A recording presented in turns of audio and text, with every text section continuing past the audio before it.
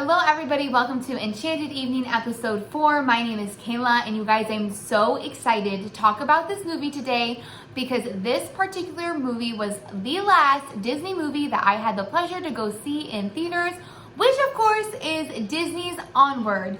Onward was released March 6th, 2020, directed by Dan Scalone. It is an American computer animated urban fantasy film produced by the Walt Disney Pictures and Pixar Animated Studios. The running time is 1 hour and 43 minutes.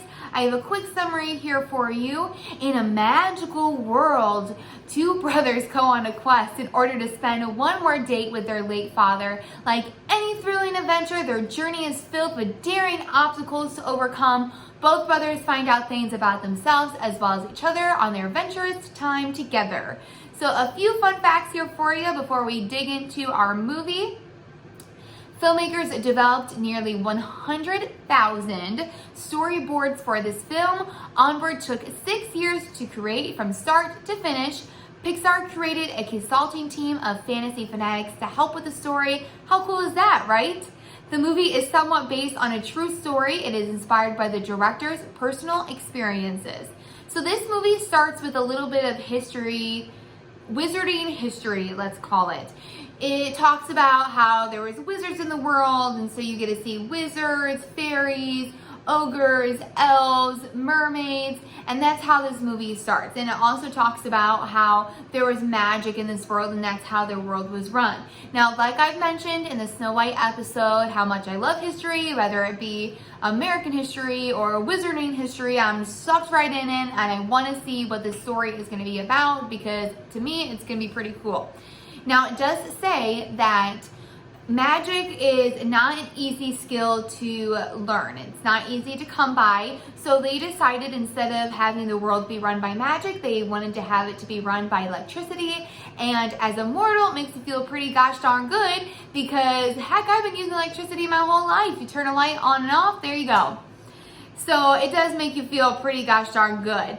We get into the movie here, and I want to say that this is present day time, and I have to give A+ props to Pixar because they honestly are so attention to detail oriented. They have a bedroom, and in this bedroom there's floating particles of dust. Who thinks about adding the particles of dust? I mean, I have to dust my apartment every week. So obviously it's pretty much floated around here, but I would never have thought to add it into my movie. And personally, that's why I think Pixar is so great because they not only are their movies so heart-wrenching and they can move your soul, but they just don't leave any detail out, including the dust.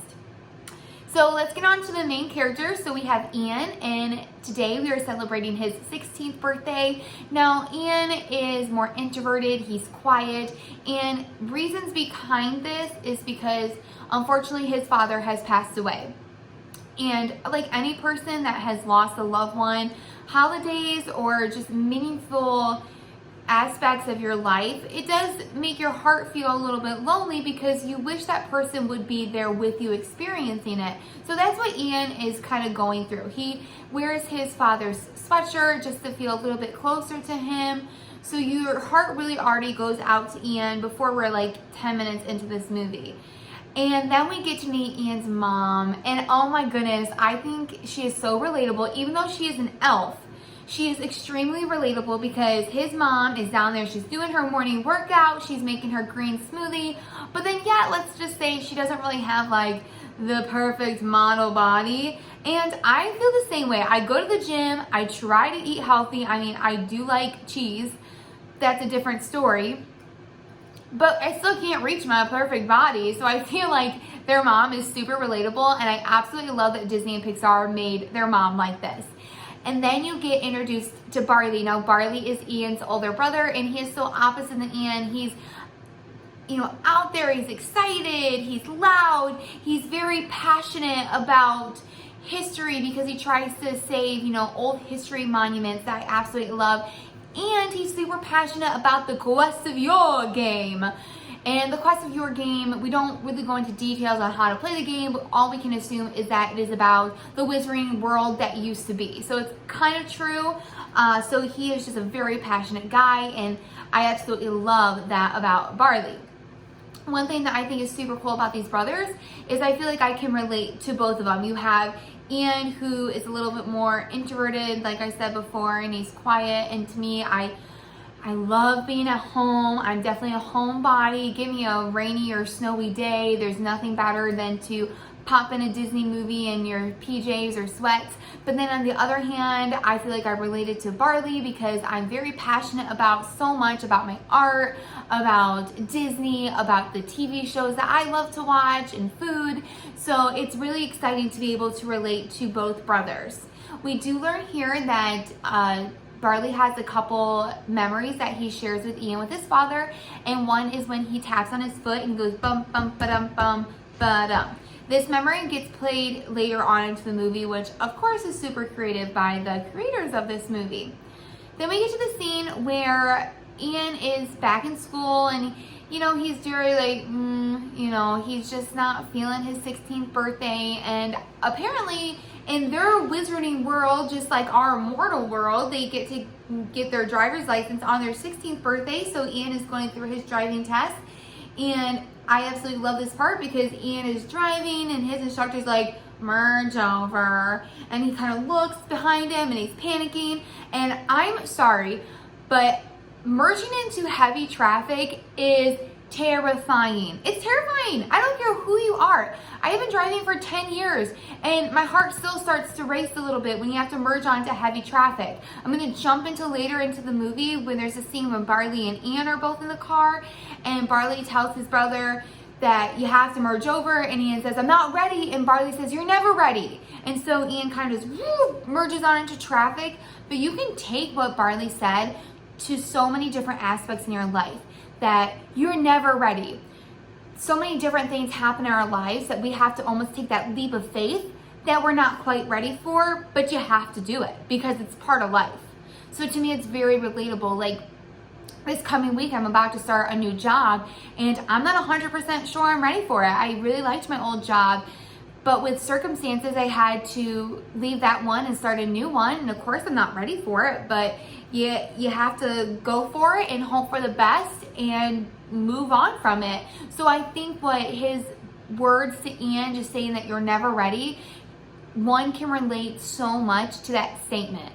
So back to the beginning of the movie, and I apologize for jumping around here, but you have Barley very excited for his brother's birthday, and he's picking his brother up after school in his van called Guinevere. I love that he named his van.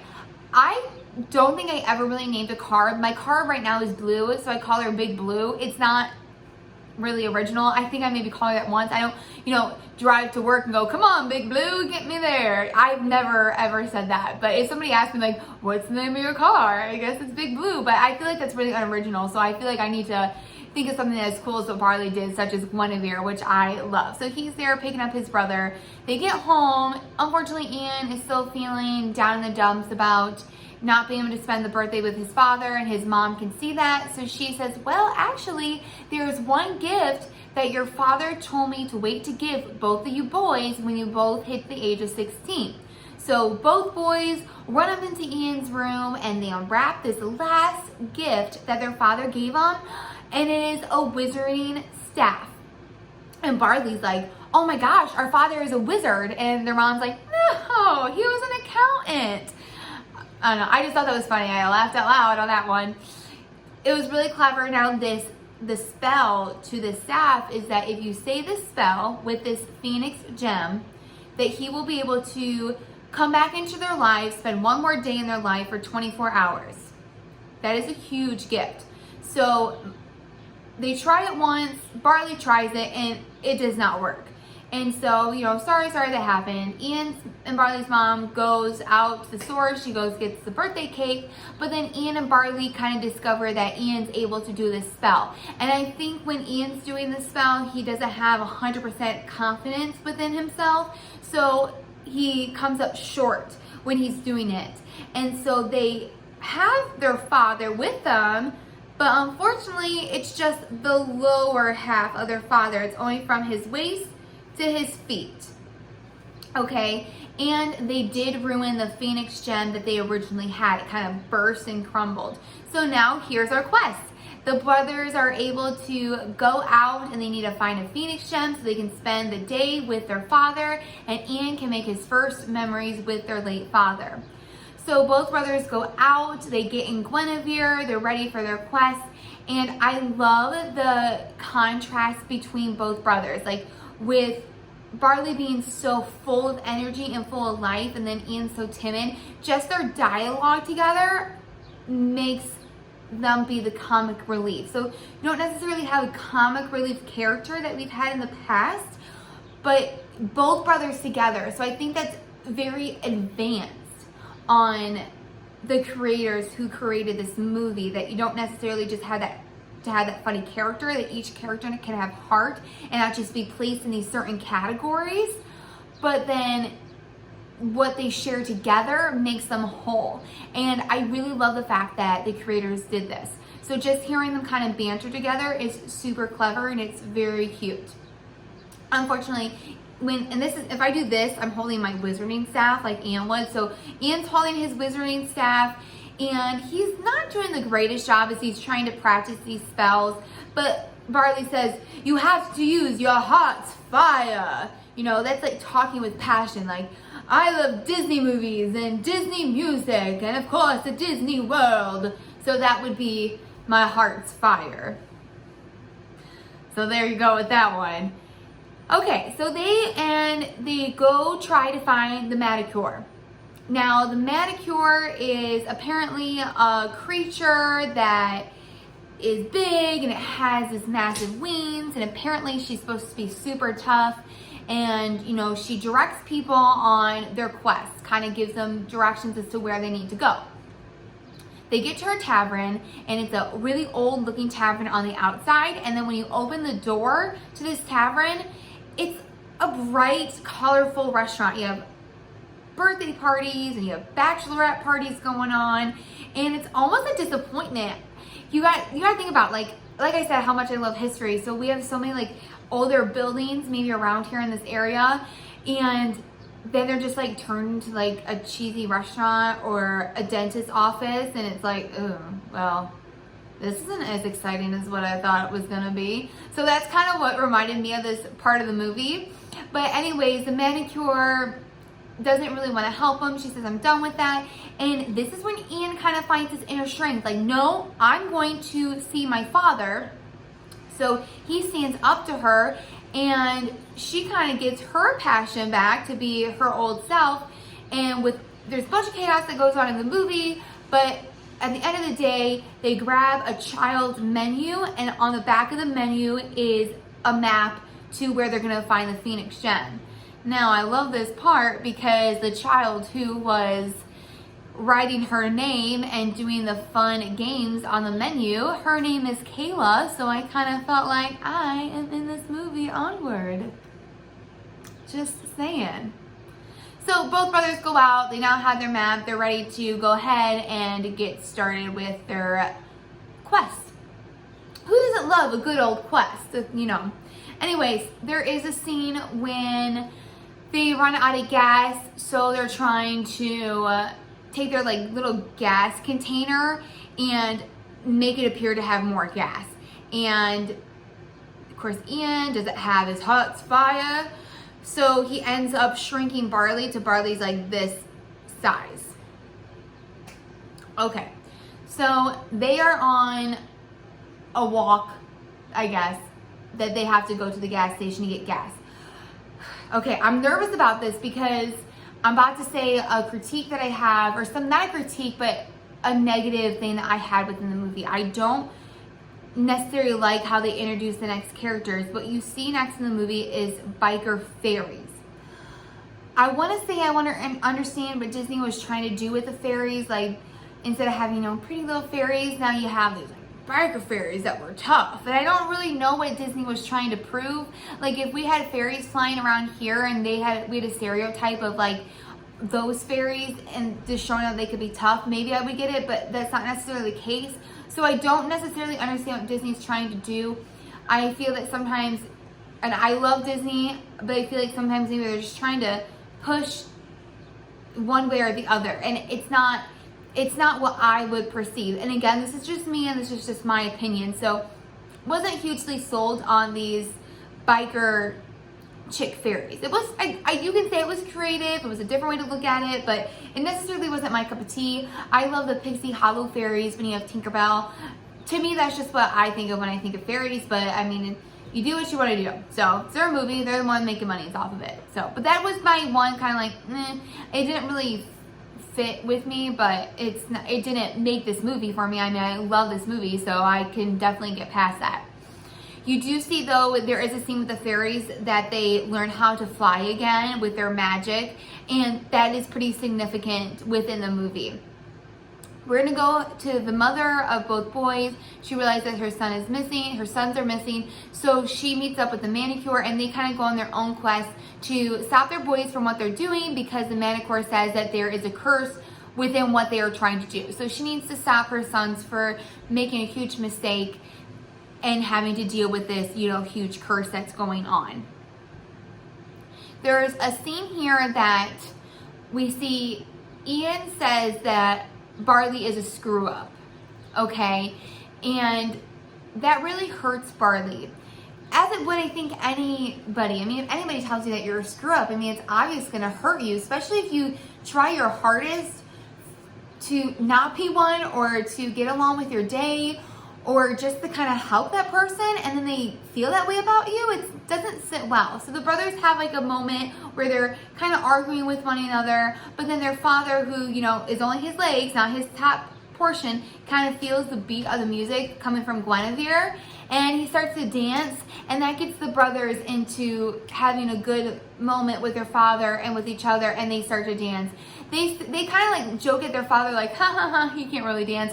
Personally, I think they're wrong. I think their father has some really good moves, but this kind of just goes to the fact that, like, unfortunately, it's so easy for kids to make fun of their parents. I don't know what it is, but even though their father is, half there, they're still laughing and joking about him. But it was a really good moment that now Ian gets to have his own experiences or memories with his father.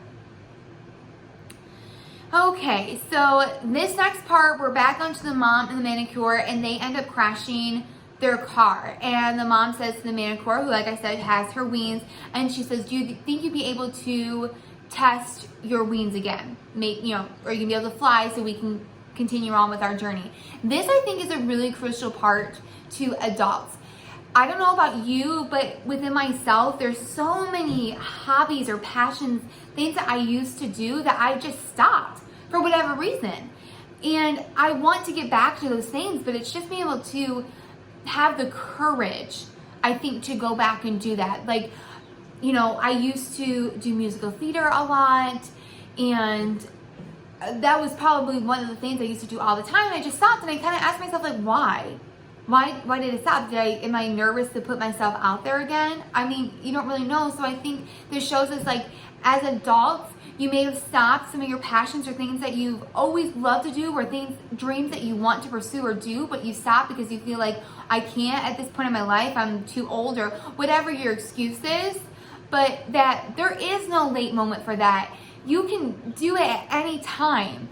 Test those wings, go ahead and fly. And that's what I saw in this little line here with their mother and the manicure. Okay, so then we realize that Barley has another memory of their father that he has never explained to Ian before. And he's basically telling him that when his father was passing away, that he could not go into that room and was able to say goodbye to him, that he was too afraid. And Barley has felt guilty about this ever since he was a little boy. And your heart really goes out to Barley, because that is such a scary thing to do, and especially for a kid.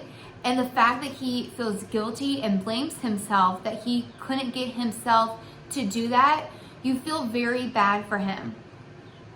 I mean, I've had experiences, or one experience, where my grandpa was passing away, and I was in the room as he was passing away, but when he was taking his final breaths, I wasn't able to stay in the room with him. And that takes a lot out of you emotionally, because it brings up all of those past memories that you've had with him. At least it did for me. So I can't really relate to Barley because I don't necessarily feel guilty about not being able to stay in the room, but I can understand almost the emotion that he went through. And unfortunately, I feel like a lot of people would, but I think this movie is trying to tell you, don't feel guilty for that because it's not your fault. Everybody goes through horrible experiences or feelings when a loved one passes away, but no matter what, you shouldn't blame yourself. You need to just remember the good times and the happy memories that you shared with each other. So this was a big deal for Barley to share with Ian because he didn't know. He always thought all the memories that Barley had was these happy-go-lucky ones. And I think Ian doesn't really quite understand the depth of what his brother has. I mean, yes, he's loud and outgoing, but at the same time, he still has heart. Okay? So after they go through that meaningful moment, which I thought was really sweet, they go through this like tunnel, and it kind of reminded me of Indiana Jones. They have, different arrows like shooting at them and booby traps, and so they have to get through this little area so they can find the Phoenix gem. It was so cute because the father was stepped on this like stone and an arrow shot at him. So if he had his top part, he probably would have been like stabbed right here on the side. But because he didn't have his top part, he was good to go. He was really safe. So they get to the end, and it is a huge letdown because the Phoenix gem is not there. And Ian does not take this very well. He kind of yells at Barley again, saying, "You are a screw up. You led us the wrong way. This didn't work." And he takes his father, and they kind of go off on their own. And Ian's able to, kind of just mope and thinking about all that kind of information that they went through. But then Barley, on the other hand, is quite the opposite. He said, well, if the gem has to be here, it has to be here because this is what the map has said. So instead of giving up, Barley is continuing on their quest and looking around. End of the story, they do have to fight off this curse, which is kind of like a dragon, but I don't want to, talk too much about it because I don't want to give too much away. But Ian is going through a list of things that he wanted to do with his father, such as toss a ball, learn how to drive, have a meaningful conversation, or whatever his list is. And at first he's angry, he's crossing them off like he's not going to be able to finish any of them. And then he thinks back and he's like, well, I have had someone to do this with. He remembers all this time that he was able to do it with his brother. And his brother was the one that was always taking care of him and giving him these moments that he needed. And that was a huge realization for Ian. And I'm pretty sure, actually I'm not pretty sure, I know I cried in the movie theater when I saw this because I have 3 other siblings and they mean the whole entire world to me. I do not know what I would do without them. And I have an older sister, I have a younger sister and a younger brother, and I hope in a way that they can look up to me. I know I look up to my older sister. I also look up to my younger siblings too. And so I definitely was able to kind of share that because I've learned experiences from them. I hope they've learned something from me. And so it's very relatable to me as a person that is so in love with their siblings, just how I am. So it was a really good moment for me to be able to watch. And Ian realizes all the sacrifices that his brother has made for him in the past, that Ian does the greatest sacrifice of all. Once they get the Phoenix gem, because they're running out of time, Ian fights off the curse while Barley gets to say his last moments of peace with their father. Since Ian realizes that Barley still kind of has this old memory that he's keeping up and he feels guilty about it, it's more important that Barley's able to release how he feels, get that guilt off his chest, instead of Ian being able to introduce himself to his father. It is so heartfelt and so amazing. At this point, I was tearing up some more because I think the coolest thing to me about siblings is that nobody else in this world, your best friend who you meet on the street or the person that you decide to get married to, they're never going to share that same bond as a sibling would. You have the same parents, you have the same experiences growing up.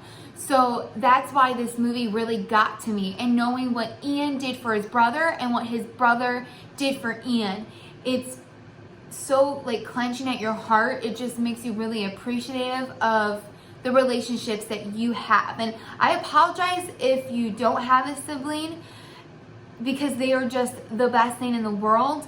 But this movie really captured my heart when it came to this. And I thought, well, Disney did it again. You know, they do such a good job when they come with their sibling movies, such as like Frozen and now with Onward. So at the end of the day, the family kind of ends with them showing family pictures together, and they're strong and happy, and everybody is satisfied. So it did, I was a little bit sad because it goes to like pictures with their father and then pictures without their father. So you do still feel pretty sad for the family, but it does make you almost feel, okay, they all kind of made their peace. Ian has appreciated his brother, what his brother has done for him, and Barley was able to officially say goodbye to their father. Now, to wrap things up, in honor of this movie and Ian making lists, I made a little list here myself on my Emperor's New Groove notebook. So without further ado, this is reasons why I like Barley so much. Reason number one, Barley takes care of his brother emotionally and mentally, because even though Ian is the one that learns to be a wizard or has that skill, Barley is never like jealous or angry at his brother because he doesn't do it. He's actually so excited that his brother is able to do that. So I think that trait is extraordinary, and I truly love that about this character. Number two, he picks him up from school and is happy to do so, even though he embarrasses Ian with Guinevere falling apart, kind of just like how a parent would pick up a child from school. He loves the wizarding world so much, but like I said, but instead of being jealous that Ian is the wizard, he is so excited for him. Like I said before, I don't know why I wrote that down twice, must have hit me home.